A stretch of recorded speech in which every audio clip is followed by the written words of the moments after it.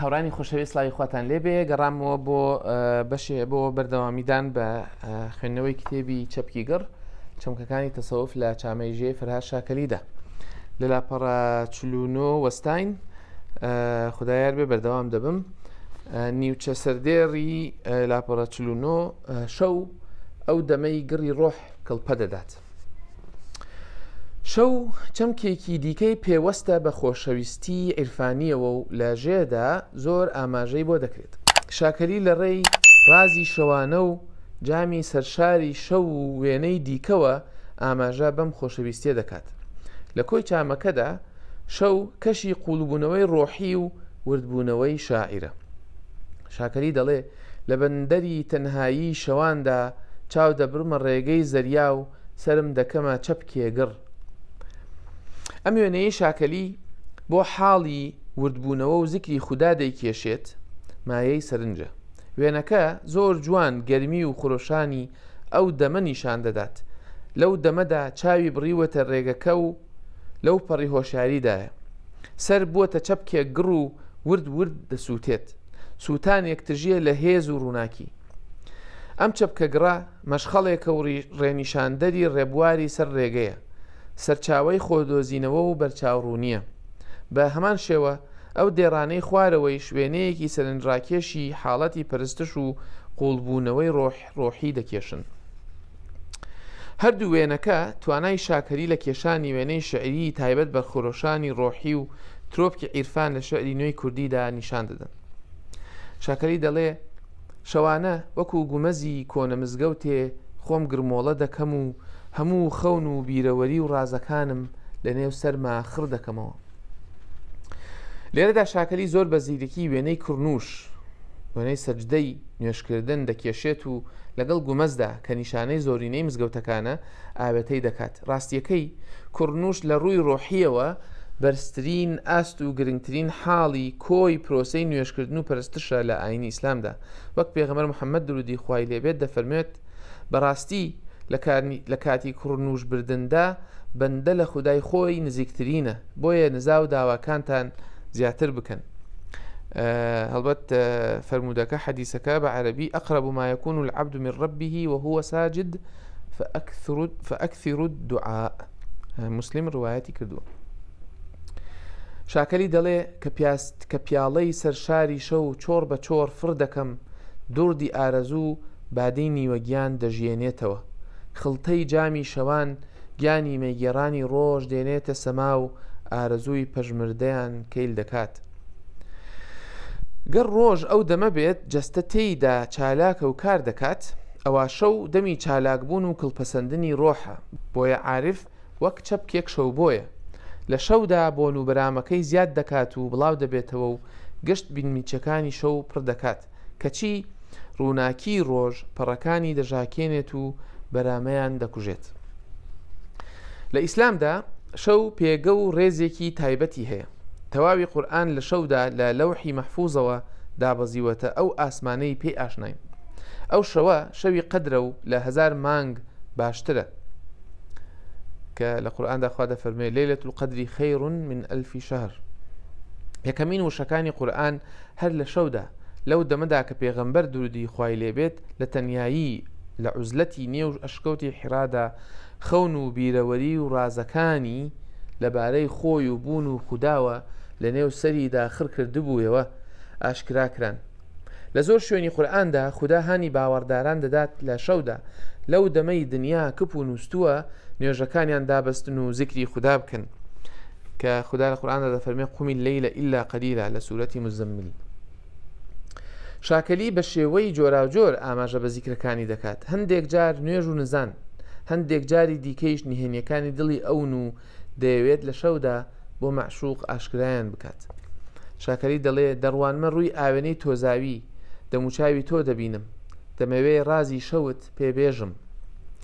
هەروەها زیکر و نزا و نهێنیەکانی وەک ژێوان لە تەنیاییدا لە تاراوگە جەستەی ڕۆحیەکەیدا کە بۆی بووەتە زیندانێکی تاریک دەیلەرێنێتەوە. شاکەری دەڵێ بیرەوەری ژێیەک هەزارەها نەوای لەسەر لێوە لە شەوگاری ئەم بندین خانەیەدا دەستی دەدەمێ بەشکم زایەڵەی گریانێ پێکەنینێ پەردەی ئەستوری تاریکی بلەرێنێتەوە. بەهۆی ئەو چڕی و خستیەی خوداپەرستی شەوانەوە ڕێزی شەو بەسەر ڕۆژدا درراوە، وەک خوددا بە پێغەمبەرەکەی دەفەرمێت شەو نوخونی بۆ ڕامانێ جێدارترە و بۆ وتاریش لەبارترە، لە ڕۆژیشدا مەودای هاتوچۆت درێژە. وەرگێڕانی مامۆستا هەژارە بۆ ئاەتی ئینە ناشئەتە اللەیلی هي أشد وطئا وأقوم قيلا إن لك في النهار سبحا طويلا لسورة مزمل آياتي 6 و 7. گەر ڕۆژ چاوانی سەر بەڕووی سەرگەرمیەکانی دنیادا دەکاتەوە و خۆ نەفس لە بوونی خۆی هۆشیار دەکاتەوە، ئەوە شەو بوون دەشارێتەوە تا چاوی دڵ بە هیچ شتێکەوە سەرخاڵ نەکات جگە لە بینینی معشوق. ئەمەش ئاەتێکی دیکە کە مامۆستا هەژار ئاوا وەریگەڕاوە، لە ڕاستیدا چاو کۆر نابن، ئەو دڵانە کوێر دەبن کە جێیان لە ناو سینەکانە، کە وەرگێڕانی مامۆستا هەژارە بۆ ئاەتی فإنها لا تعمى الأبصار ولكن تعمى القلوب التي في الصدور. مەولانا ڕۆمیش دەڵێت چاوەکانت بنووقێنە تا چاوی دڵ کراوە بێت.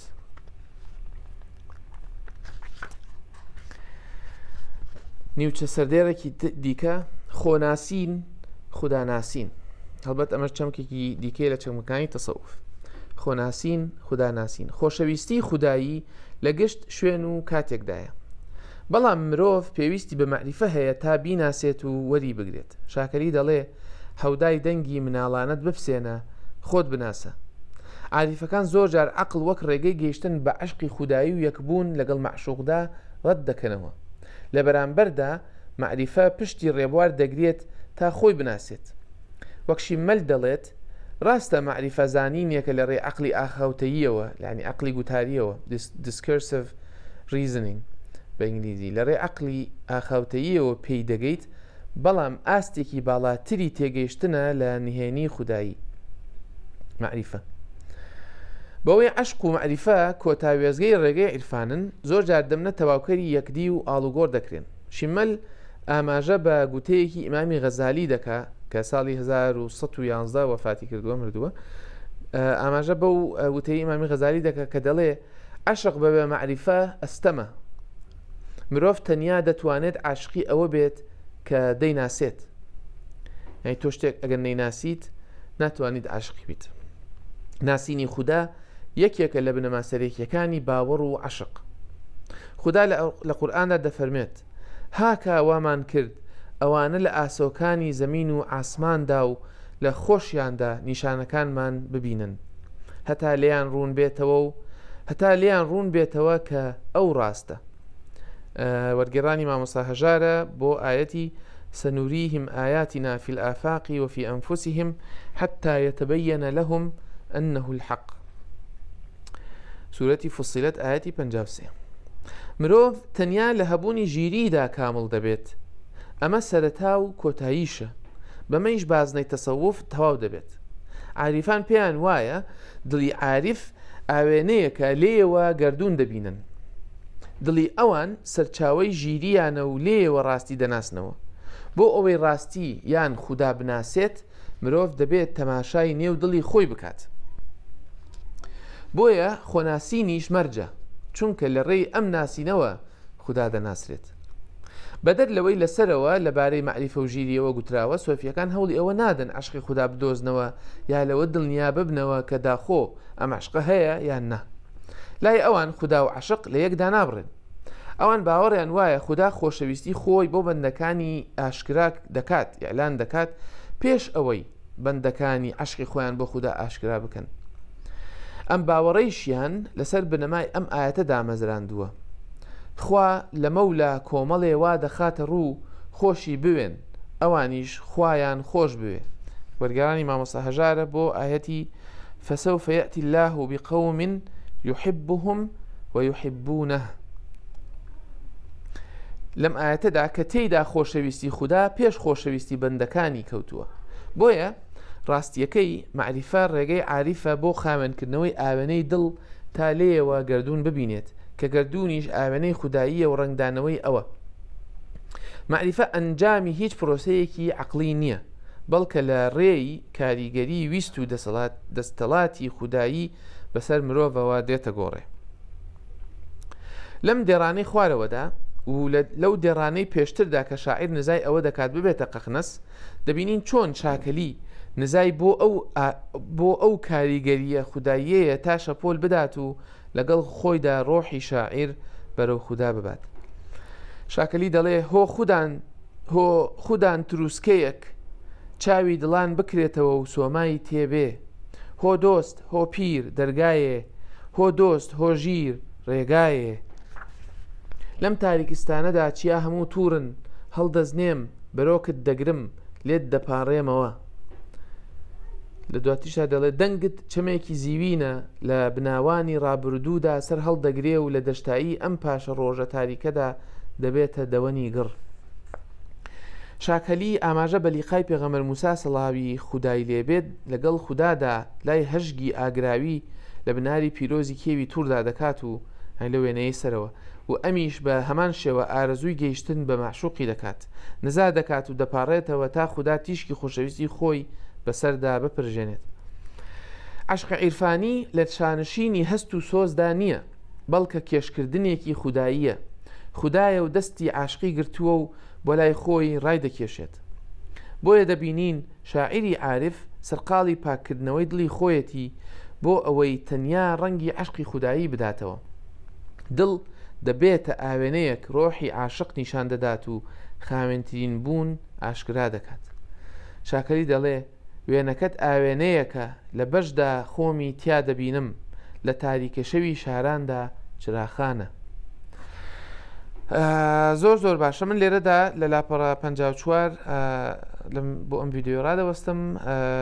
زۆر سپاسان دەکەم، هیوام وایە ڤیددیۆکانی دیکەشتان بینی بێت و ئەم ڤیددیۆتان بەدڵ بێت. پێم خۆشە سبسکرایبی کەناڵەکە بکەن، لایکی ڤیددیۆکەش بکەن ئەگەر تێبینی و ڕخنێ و پێشنیازێکیش هەیە ئەوە زۆرم پێخۆش دەبێ بیبینم، دەستان خۆش بێ و لە ڤیددیۆیەک دیکە دایشەڵا بەخێر دەتان بینمەوە. خواتان لەگەڵ.